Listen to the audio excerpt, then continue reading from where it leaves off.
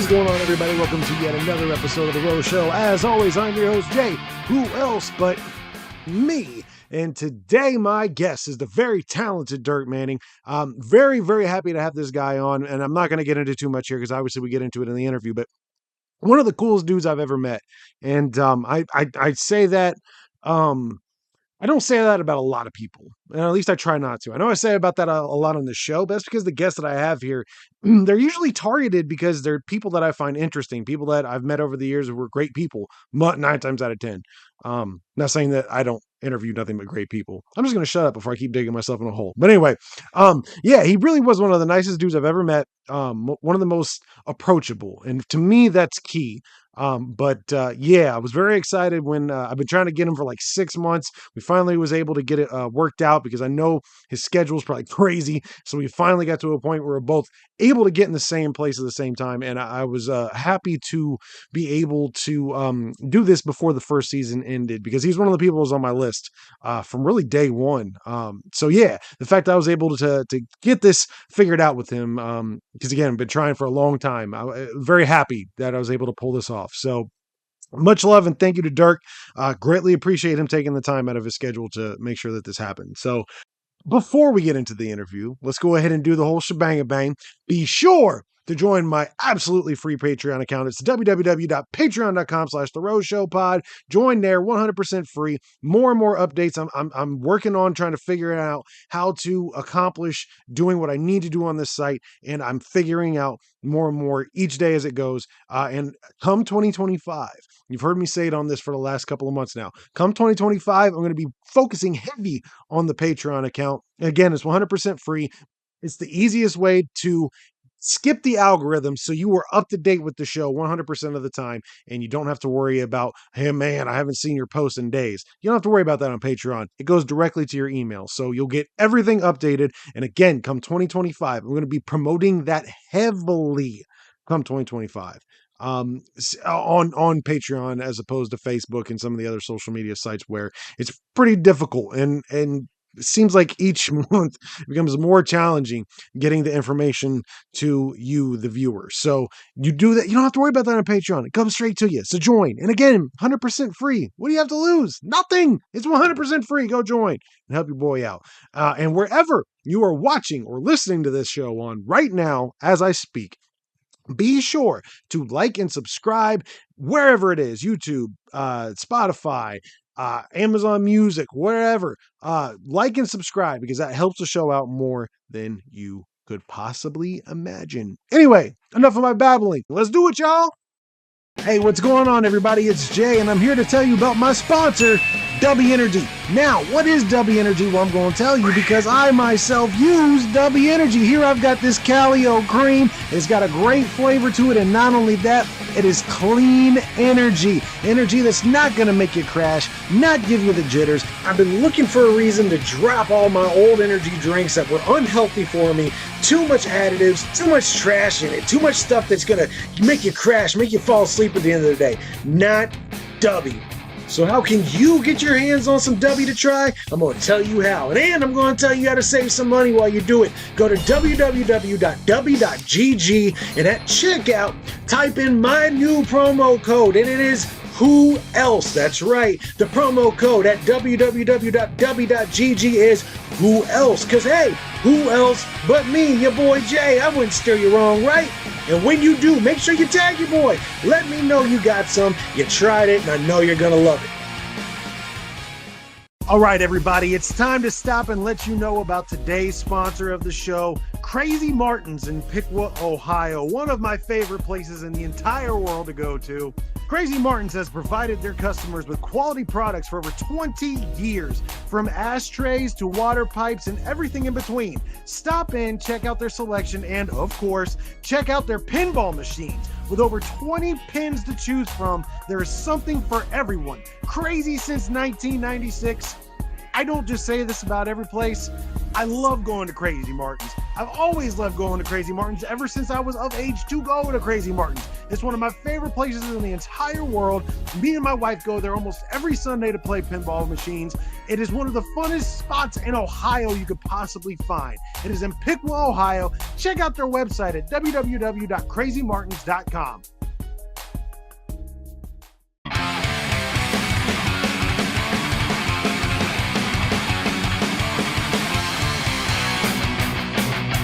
What is going on, everybody? Welcome to yet another episode of The Row Show. As always, I am your host, Jay. Who else but me? And today I have got somebody on, a very talented individual, somebody who I first met, and we'll get into this a little bit going on. I first met at a Gem City Comic Con in Dayton, where he actually gave me and signed this comic book right here from Twisted, the Haunted Highlands collection. I still have it from his appearance at Gem City Comic Con. And not only that, he's done so many other projects that I'm sure for people that you are familiar with, such as Tony Schiavone, the Butts in the Seat, a comic book that I've got here right in front of me. I've got a whole collection of this guy's stuff, and I didn't even realize it until, like I knew I had all this material, but I didn't realize how much until we decided to do this interview. So he's obviously, I'm a big fan of his.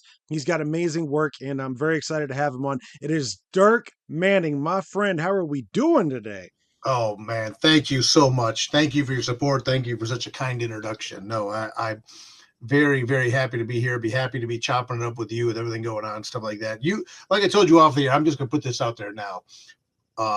You're crushing it, dude, and I'm just so excited for you. Like I said, we go all the way back. I haven't been to Gem City in a couple of years now, but going back to Gem City and just seeing everything you've been doing and how you've been just pushing and going, I just love seeing it, man. So congratulations to you and thank you for supporting all my work and thank you for having me on. Hey, from somebody of your caliber, man, that means a lot to me. Seriously, thank you so much. And it's to have you on and be able to find a way to work out this interview. It means a lot to me as well. Because again, as you've seen, I've got a lot of your work, big fan of it. And I have been rooting for you ever since we met all the way back in Gem City. But enough of all that. I want to get your story. Yeah, no problem. I want to get your story from the very beginning all the way back to when you were at a young age. Tell us a little bit about your background and how you got into comics or art in general. Oh man, I've been an avid reader my whole life, and I've also been an avid horror fan my whole life. And this is going to tie in, I think, as we get into the interview. I've also been an avid hard rock heavy metal guy my whole life. Like my folks listened to Sabbath and Judas Priest, and Alice Cooper was a real big one, So early on, those were all very big passions of mine. But first and foremost, honestly, more than anything, I've always been an avid reader. I've always been an avid reader. I would go to the library and just check out books and just rip through them. And how I got into comic books is that I was a metal kid. I was a metal kid, but I was also a skater kid. And I went to the local skate shop. And they had this just all of a sudden this wall of comic books up there. And I was about 13 at this time.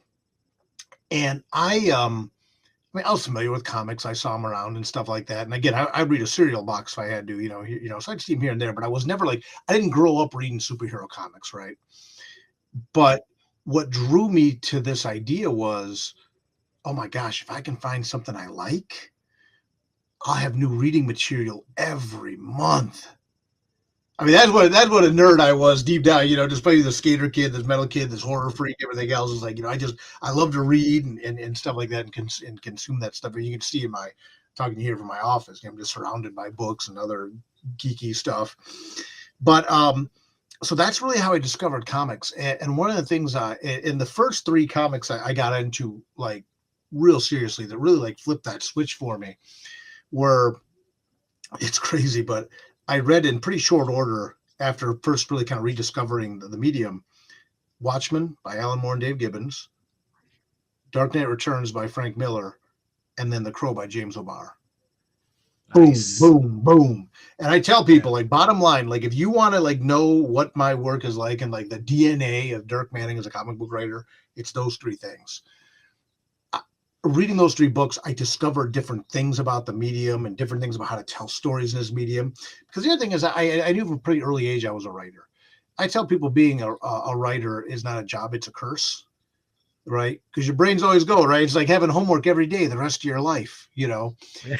And and you know, I grew up reading like Stephen King and stuff like that, and I've always been a big short story junkie, especially to me. And I think most people that write will tell you this. It's harder to write a good short story than it is to write a novel. Because a short Sure. story, you got to Yeah. get in and get out, and you got to rock it, you know. Right. And Right. so you take that, you take the horror stuff, and then you take, you know, short story junkie. Then I discovered comics, and I discovered like the way you can tell stories in comics, right? And the juxtaposition of words and pictures, and how you tell a story that way, and the illusion of movement, and the page.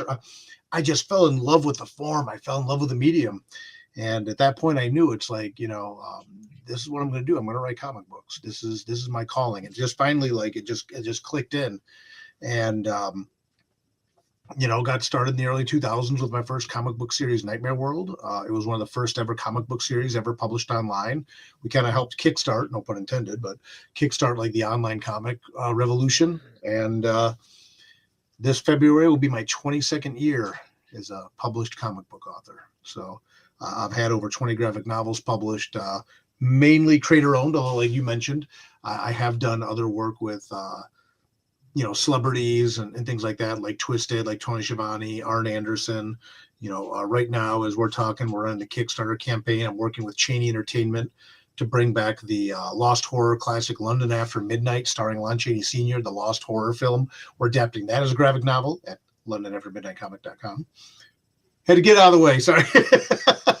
But I just do a lot of my own creator-owned work as well. But then occasionally, when the right people roll up with the right opportunity, I get to cater and usher in and shepherd other projects like that too. And I'm just very fortunate position to be able to keep doing this, man. And it's just a wild ride. And I know it's not even over yet. That's the craziest part. Every time I think I've gotten to that point where it's like, man, this is it. This is what it's going to be. I'm going to be the creator-owned horror comic guy. That I work with Twisted, right? Or oh my gosh, you know, well, wow, that was cool. Then I'm working with Tony Schiavone and Arn Anderson, and like, oh wow, this just all right. You know, get back to the creator and horror stuff. I do that. I'm working with Cheney Entertainment, you know, so it's just been a wild ride, man. And it's just about the grind and it just promoting my love of horror, promoting my love of comic books, and just bringing people into the fold and helping them help bring some joy to people's lives too through this work. Yeah, sure. And I can't really criticize you too much for all the quote unquote dorky stuff you have behind you, because as you can see, I'm the Yeah, same exact we know way. our own people. I'm just glad you didn't put me on blast because I take mine out of boxes. And I know this is like sacrilegious to some people, but man, look, if I get like, I'll just pick a random one. If I get like the gelatinous cube, I know this kills some people. I'm like playing with it and like looking at it and stuff like that. You know, so I appreciate you not jamming me up on that, but that's how I roll with them. So Yeah, sure, sure. And I it saw was you actually twitch. yeah. It was actually opposite for me. I got into comics actually in the last 5 years, believe it or not. Like Mm-hmm. I've always been a fan of superheroes, but I was actually just talking about this with Tim Jacobus on last week's episode. Oh, Tim's such a I great don't dude. read. He is, man. It was one of my favorites. And I say that quite a bit. It was one of my favorite conversations I've had to date, Yeah. just because to be able to pick his brain, and there's something about him, like you could just tell he's really a great dude. So I really Oh enjoyed that a yes. lot. But my discussion with him, I was talking about I don't read well. Like I can sit down and I try to read a book, and by the time I'm 3 pages in, I'm like, I don't even know what the fuck I just read. And Mm-hmm. it's like that no matter what. Mm-hmm. I've never been able to actually sit down and read a book. However, when COVID came around, it was one of those things. And again, I've always been into superheroes. I've always been into Batman. Batman's always one of my favorite characters ever. Yeah. But that was mainly because of the movies. Same thing with X-Men, the X-Men Mm-hmm. cartoon and Spider-Man cartoon. Oh I yeah. was into those not because of the comics, but because of the cartoons. And then COVID came around, and I had no choice but to find a new hobby because music had completely stopped for me. And Mm-hmm. lo and behold, it was actually the end of my music career, just because COVID did that. So it was not just me. It's not a sob story. A lot of people got hit hard during that. Right. But I had to find a new hobby. So I always wanted to look into comics. So I was like, you know what? I think I'm going to start collecting. And now I've got about 3,000. Like, you can't see it, but I've got boxes upon boxes to my left. Right in front of me, I've got 13 more boxes. In the last 4 to 5 years, I've gotten like 3,000 comics in that short of a time, to a point where I was like, I need to slow the fuck down, because I was able to incorporate the fact that, again, talking with Tim Jacobus, the visual aspect of comics is what drew me to being my new hobby, and Right. having the picture and the words. I still, I'll go a couple pages in and I'll be like, shit, I don't know what I just read, but it won't be as often. So that's where comics Hmm. help me, is it allows me to be able to immerse myself into a written world where there's also pictures to describe it. And that keeps my attention. And one of the things I like about your work, not only the fact that it tailors to what I'm into, whether it be, wrestling, music, horror genre, whatever, all that stuff, but it's done in such a way that, like, the best way I know how to, and this might not make sense to anybody else but me. I feel like it's a friend writing a story like that. You know what I'm saying? Almost Yeah. like your Yeah. your style isn't as, like, it's not agenda driven like a lot of comics are these days, where they're trying to force a point down it. Like, there's an actual storytelling element to it from somebody I can relate to. So when you started your journey in being a writer, was there any challenges that you didn't foresee getting started, or in the opposite end, was there anything you were like, man, this is going to be so hard for me to get, and you got it easier? What was the process starting like for you? Was it harder in some spots or easier, or what was that like? Yeah. I'll answer, but a quick aside too. It's funny you mentioned about the reading. Comic books are the only medium where you use the left and right side of your brain at the same time. Right. Yes, right, Right. right, right. So what you're talking about, the science is there behind that and stuff like that. So no, I think that's right on the mind. I'm so glad you discovered that passion. But for me, it's funny. I talk a lot about the trials and tribulations my whole career. I did a book called Right or Wrong: A Writer's Guide to Creating Comics, which is literally my pay it forward book to other people that want to get into this and write.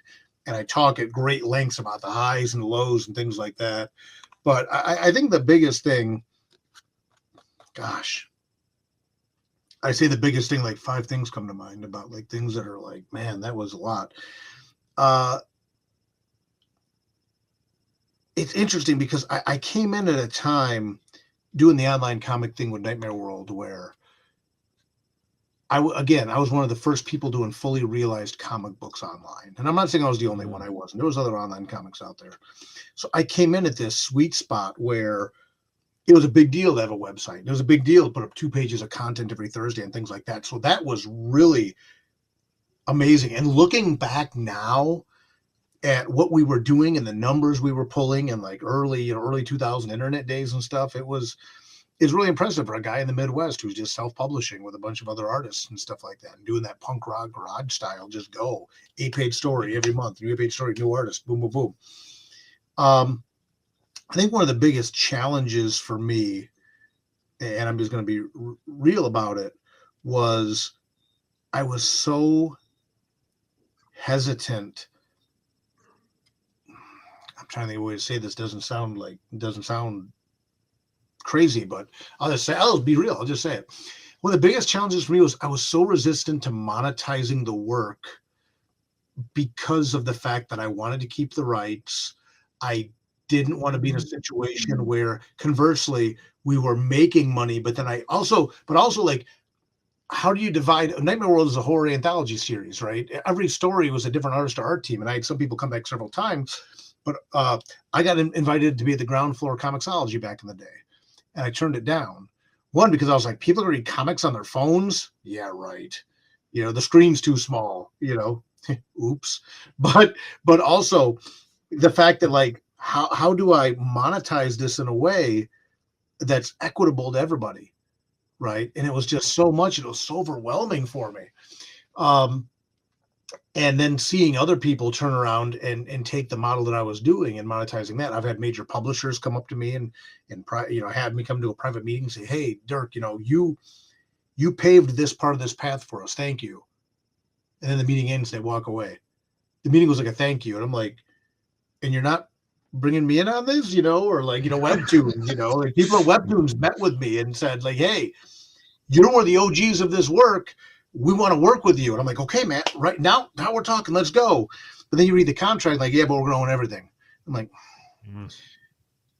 and for a metal guy, I joke I'm sometimes too punk rock for my own good. It's like, I get it. I can write something and someone can own it, and then I can, go do 100 other things, but the issue for me has always been like, you hear these horror stories where like Ed Brubaker discovered they were making a movie based on the Winter Soldier on Twitter, right? Yeah. Or people like Jim Starlin who, makes more money by creating the Butler and Batman than he did off of making Thanos for the Avengers movies, you know. And I'm always of two minds on this. It's like, like the two wolves inside of you, but the one that always wins is the one that, I get it. Yeah, you can make some money, but the principle of the matter would just grind me, just grind me. I'm Yeah. like, no, I'd rather stay underground, right? I'd rather, going back to what you said, I would rather 1,000 people read my work and I own it than 1,000,000 people read my work, Yeah. but me not being able to own it, me losing that connection to it and things like that. And that's been a struggle for me sometimes, because it's like 22 years in the game, right? And I'm super proud of everything I've done. I'm just, I hate to use this word, but I'm blessed to have this life I've had, all these different trials and tribulations, personal, professional, everything else. But I'm just looking ahead now and trying to looking like at this third act of my career and looking at how can we find ways for people to own their own work and then get it out there and get that chance to get bigger distribution and get that chance to get their eyes out there. And there are publishers that do create their own work, right? Source Point Press has done create their own work, Image Comics, there's other ones that do. But there's so many predators out there, man. There's so many Yeah. predators out there in regards to taking advantage of creators, taking control of their work, not paying them what they're supposed to, and things like that. And that's kind of really the other big challenge I'm looking at now is like, I rode a lot of waves. I rode the wave of like online comics. I was able to, I say MySpace made my career, right? MySpace blew me up, man. MySpace made me huge, not because I was catering to comic people, because I catered to horror people. And I was so fortunate. I get to ride that wave. And then, Kickstarter. I was one of the OGs on Kickstarter, and a lot of the stuff that I developed on Kickstarter, stuff that like is now baked in that people take it for granted. And they're not going to write history books on this stuff unless I write it myself, I guess. But then I'm just putting myself over, So, but it's a challenge for me in regards to. Well, let me back up. I've been very fortunate. I've been able to be at the right place at the right time, ride a lot of waves in, but I've also sacrificed a lot personally and professionally to get there too. But now I'm like,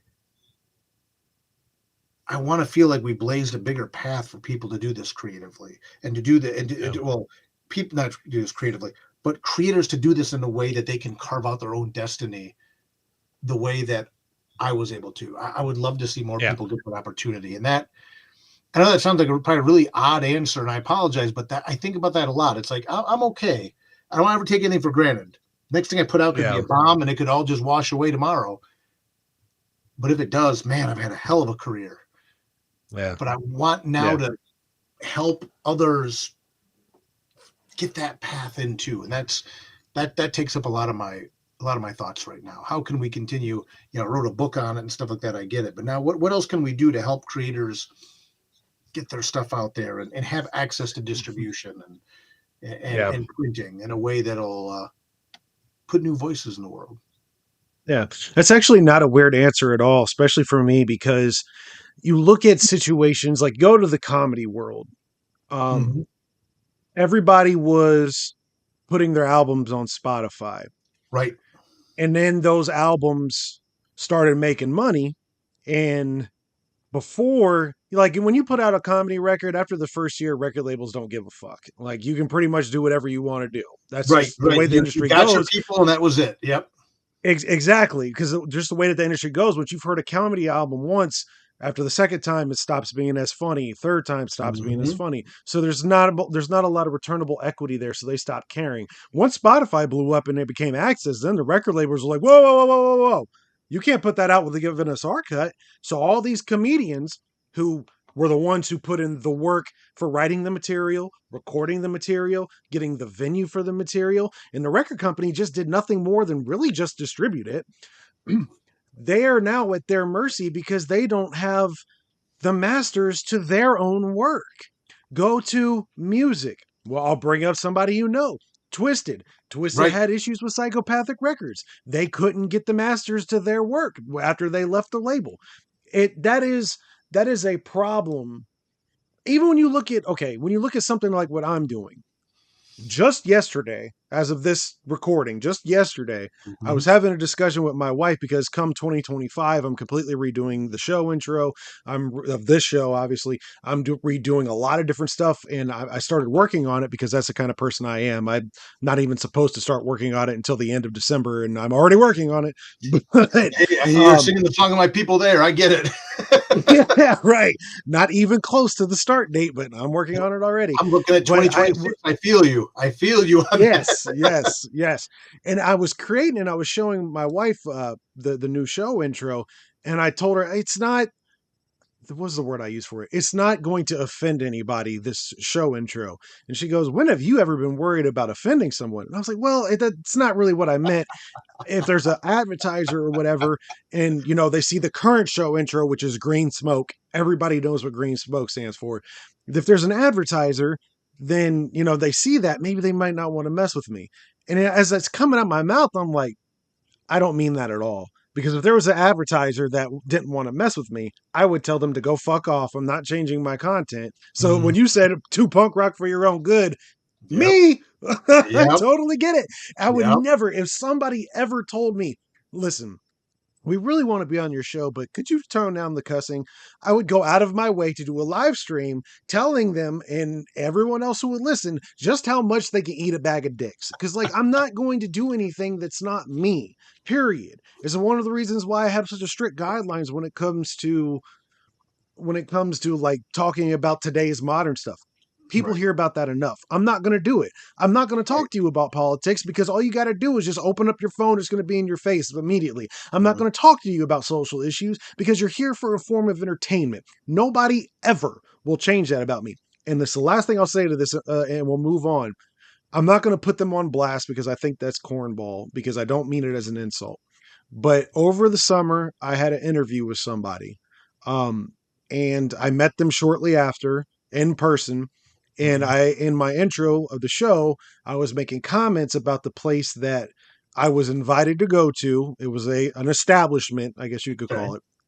And I made a comment about the prices of the establishment and how I thought it was a little bit ridiculous, blah, blah, blah. Right. But it didn't really Right. matter because I got free tickets to go see this person. And who am I to complain? I'm just being picky, right? Right. So they didn't share the episode on their social media outlets because they were like, hey, I don't take offense to this, but you made some comments about some place I have to come back to, so I can't share this publicly. Now, the reason why I bring that up is this is somebody whose entire career is based on freedom, say whatever you want, you know, you should be able, censorship sucks, blah, blah, blah. And then they turned around and did it to me. And it's like, and it gets to a point where you start realizing the amount of people who have sold out, even in the smallest form. They have sold out for money. I could never do that, not in a million years. And there's people like you, there's people like Jelly Roll in the music industry who Mhm. are carving out their own paths, never had to go the big label route or big publisher route, never had to do that, and have found a way to carve their own path. And I think you doing that is just further pushing people in that direction because now more than ever you have the ability to put your stuff out more than any. We didn't Yeah. have this. I wouldn't be talking to you right now 3 years ago. Like No. this whole platform is because we have the ability to do this now. So yeah, I think you absolutely hit the head of the nail right there for sure about people should go that way. Absolutely. Yeah. Yeah. And I appreciate that, man. And I'll tell you, it's a hard road to hoe, man. Yeah. And one of the other, I thought about saying this earlier, and I'll say it now. We talk about one of my biggest struggles I had one of the other biggest struggles I've had in my career for a long time was not stopping to appreciate what I had. Yes, yes, Always, yes, man. yes. I was always looking at the next thing, looking at the next thing, looking at the next thing, which is fine because you got to do that in the comic world. You got to plan ahead, especially when I'm working with different creative teams, things like that. But at the same time, I never stopped to appreciate, even in the earliest days, like, oh my gosh, I've got these thousands of readers every month here, and I got this here, I got this here, and it wasn't until 2020 and in a culmination of events there that it was like, to quote Ice Cube, you got to check yourself before you wreck yourself. Yeah. You like step back and just appreciate. And I can still it. And then the other part of that was when I started coaching some of my peers on using things like Kickstarter and things like that to crowdfund your work, and started really doing more active coaching with some of my peers about putting out their own work. And I started talking about like the ever moving goalpost, right? It's like, yeah, you're going to hit this goalpost, but immediately it's going to be like, Yeah. I got to keep moving, keep moving. And I realized as much as I was talking to them, I was talking to myself too, right? Yeah. And it was like, man, I've had to learn to stop and appreciate it and make sure that my compass is pointing in the right direction, personally, Yeah. business wise, and everything else, because it's so easy to get caught up in so many different things in so many different ways. And Absolutely. and next thing, and if you don't stop and recenter, you don't stop and check it. Next thing you know, you're in water you didn't want to be in, right? Yeah. So that mindfulness and that ability to step back and check and like, okay, is this the decision I want to make? Is this what I want to do? Yeah, and then forward. But stop and appreciate it. That's also very important. And again, and recognizing that not everyone's morals and ethics are going to align with your own either. And sometimes Yeah. that's something you got to look at and just decide, who do I want to run with and who do I not. And I've learned, man, there's friends for a reason, there's friends for a season, and there's friends for a lifetime. Yes, That's part absolutely. of You're the, and that's speaking to part my of the heart game right too, now. man. That's part of the game too. And just Yeah. it is what it is. On we march. So Yeah. Yeah. You're we got real definitely speaking to me philosophical right there. now Sorry. hard, dude.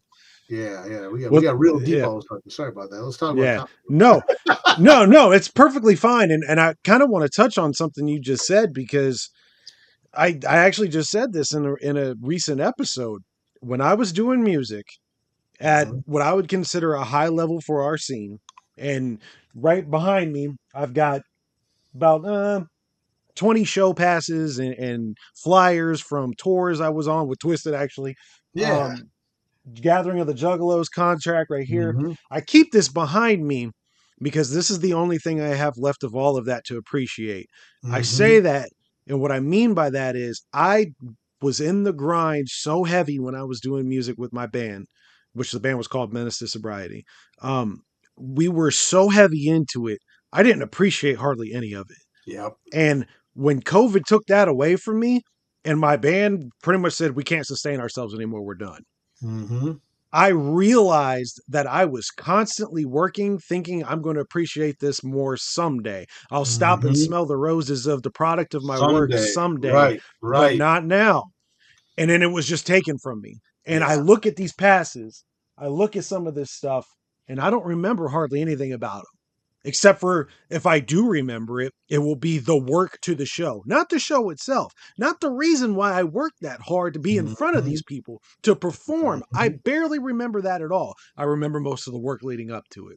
And so Yep. when I decided I was going to do this show, I just 100% said, I am going to stop. And it has happened multiple times.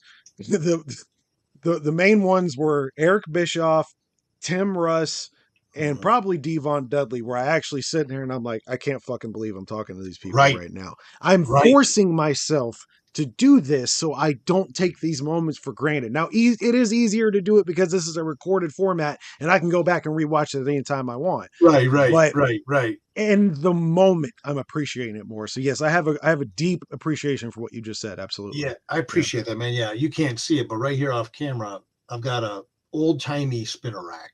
And when I say old timey, like the top of it, it's got like Richie Rich, Spider Man, Archie and Superman, like all across the top, right? All these different companies, right? And my goal was always when I started, I said, someday I'm going to fill a spinner rack with my own graphic novels. Not even comics, because I'm a maniac, but graphic novels. Yeah. For years and years and years, that was it, that was it, that was it, that was it. And again, it was only in the last couple of years I was able to step back and say, the earth claims me tomorrow.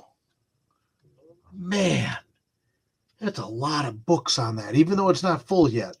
There's a lot. Wow. Look at that. Look at wow.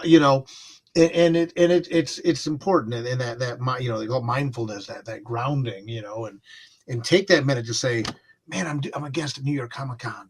Yeah. C2E2, I've been at Astronomicon every year, whatever, what they bring me as a guest every year, whatever it is. Stop and appreciate that stuff. It's so important. And then you get out there and you make more work. And the thing is, and people recognize it and come in full circle. We talked about a minute ago. One of the first comics I read was James O'Barr, The Crow.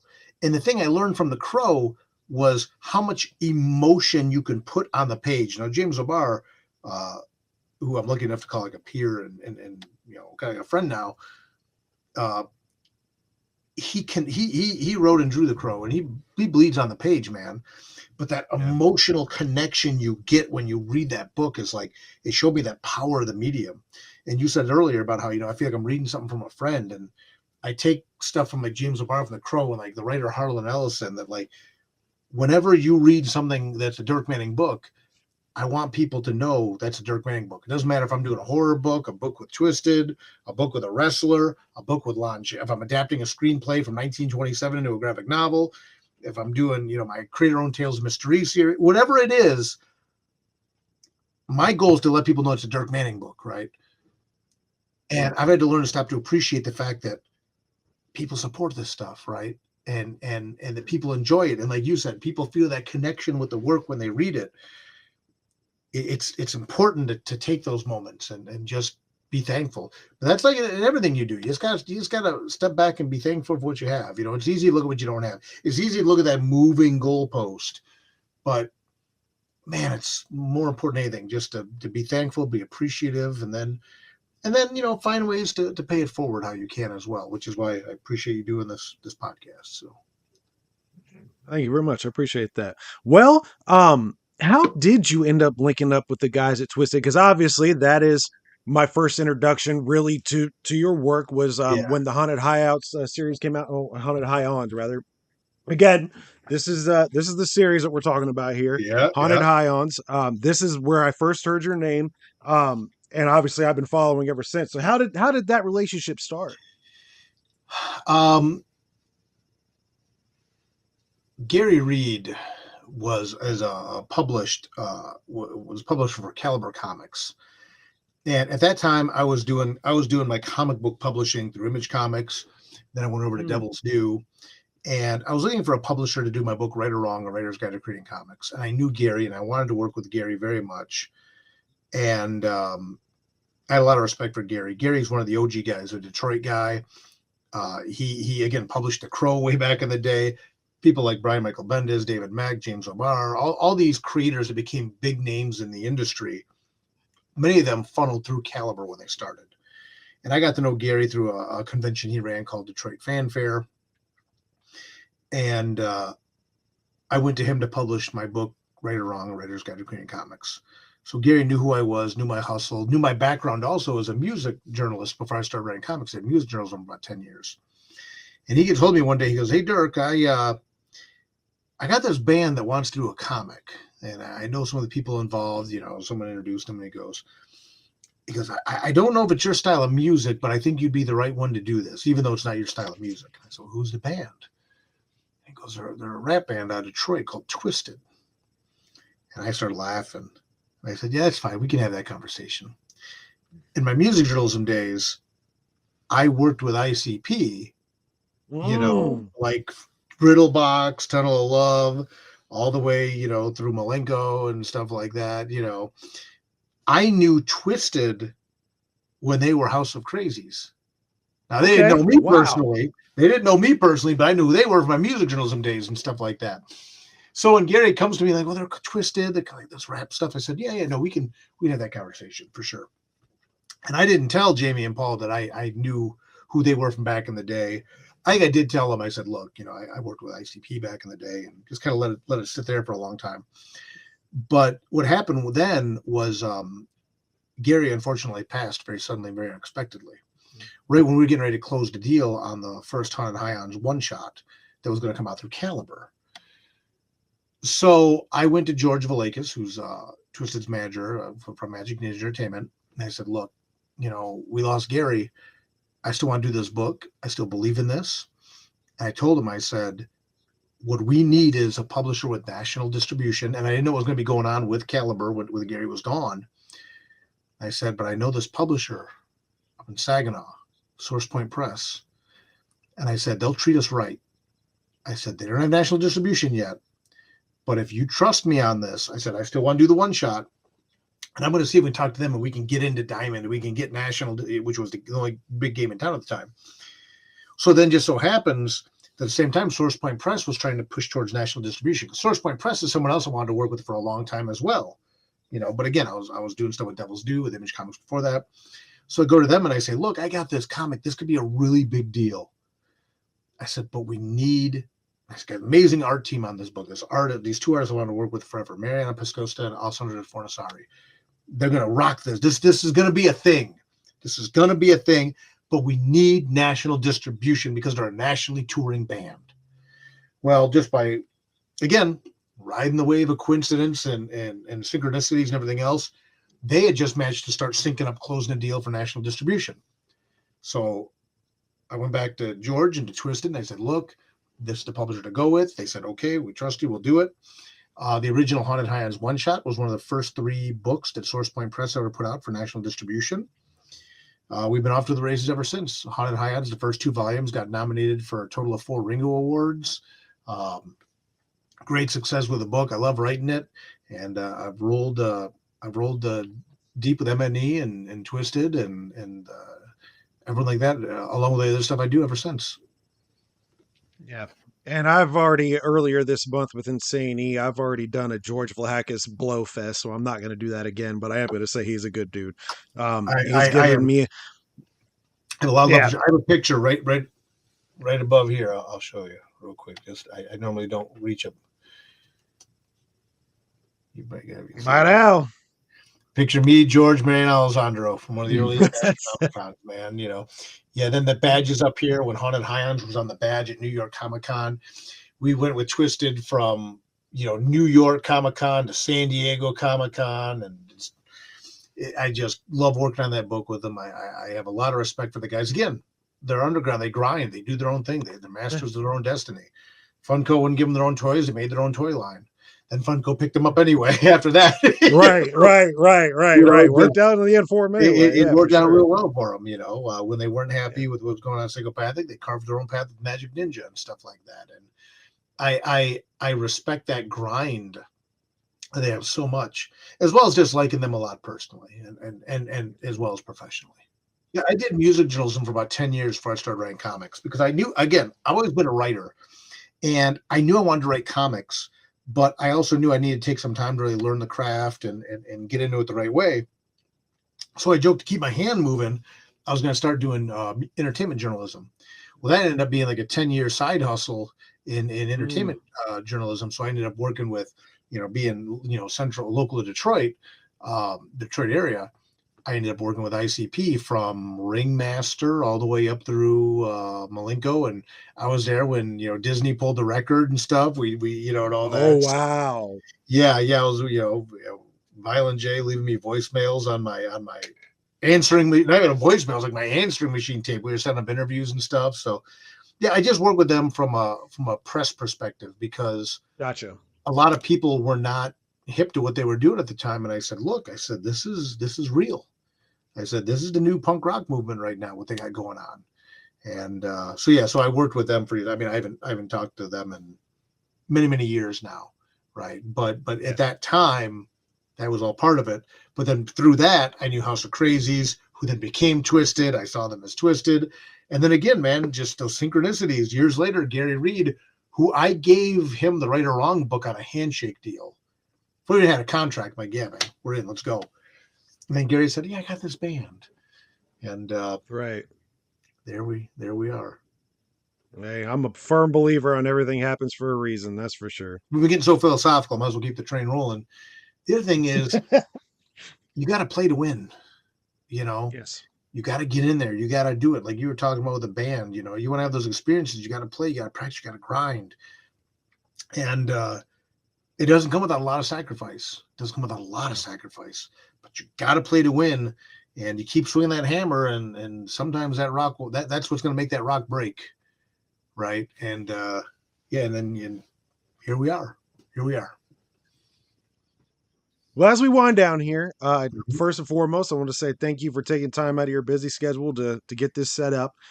Again, you're one of the first people I had on my list because I compiled this really long list of people that I wanted on, and you were on there just because I'm obviously a fan of your work. And there's it's funny because there's really only two people I wanted to talk to, and you mentioned it was you from the comic book area. You and Bendis, Michael. I'm a big fan of his work, Oh so yeah. he is my goal for next year. I don't know how I'm going to do it, but I'm going to do it. But man, it's so cool to see you doing your thing and being successful at it. So I always give the last couple of minutes to my guest. If there's anything specific they like to plug, the last couple of minutes are yours, my friend. I appreciate you. First and foremost, again, talking about those no coincidences and things like that. The creator who really got me my start, Brian Bendis. Oh, see, Brian case Bendis, in man. point, right there. He had a message board, and I went talked to him at a show, and I said, "Look, man, you're doing what I want to do, and you came up through journalism as well. And how can I get to that place? How can I meet artists?" And he had a message board time, Jinx World. I talked about this in my book, Right or Wrong: A Writer's Guide to Creating Comics. That he's a guy that helped get me started on this path. So he'll always hold space in my heart for that. And a couple of years ago, I got to meet him in person and say, "Look, you're not going to remember this, but 25 years ago, I talked to you at Pittsburgh Comic Con and blah, blah, blah, blah, blah, and I said, now this is my table right here. There's all my work. And I went to give him a Yeah. copy of Right or Wrong because I told that story in there. And I forgot I just sold the last copy 5 minutes before I saw him. I'm like, Oh, oh man, what a world. But that being again, I can't say I talked to him to this day, but yes. just a lot of interesting patterns in life if you pay attention. Yeah. That being said, now I really appreciate your time. I guess the main thing I want to shout out is I talked about this at the beginning of the podcast. Right now, we're running a Kickstarter, a fully funded Kickstarter. We've been unlocking stretch goals for the official graphic novel adaptation of London After Midnight with Cheney Entertainment.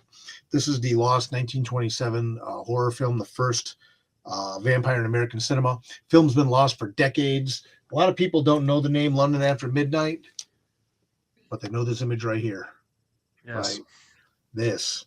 So we're doing the graphic novel adaptation of this book. On Kickstarter, we're offering a Kickstarter exclusive limited edition, leather bound, hardcover edition of the book that's going to be Kickstarter exclusive. And super stoked about that. Super excited about that. People can get that at londonaftermidnightcomic.com. December 2nd, Cyber Monday, campaign ends. We're shutting it down. We're going to print that many of the leather bound hardcover that we get orders from there before we take the book to mass market. It's going to be an instant collector's item. So I encourage people to jump in on that. That aside, people want to learn more about my work and my long library of work and things like that. DirkManning.com is my website. I have a newsletter. People can drop their email in there. I send a newsletter once a month. Direct email from me to you, not AI, not a robo list. One, like you said, just that connection. Once a month, I just drop everybody an email. Here's what's going on. Here's what's going to be on the road. Here's what's coming out. Here's what you can see me, or where you can see me at shows and things like that. I'm on most social media at Dirk Manning. Just look for the picture of the guy with the top hat and the scarf, which may or may not be an homage to London After Midnight. But again, no coincidences, right? And Absolutely. been rocking that look for 22 years, and now I'm getting to do the book.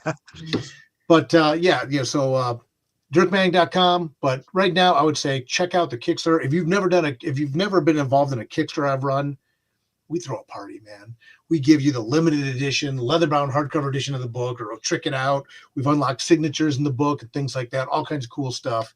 And with this campaign especially, you get to be part of horror history. We're bringing back London After Midnight, LondonAfterMidnightComic.com.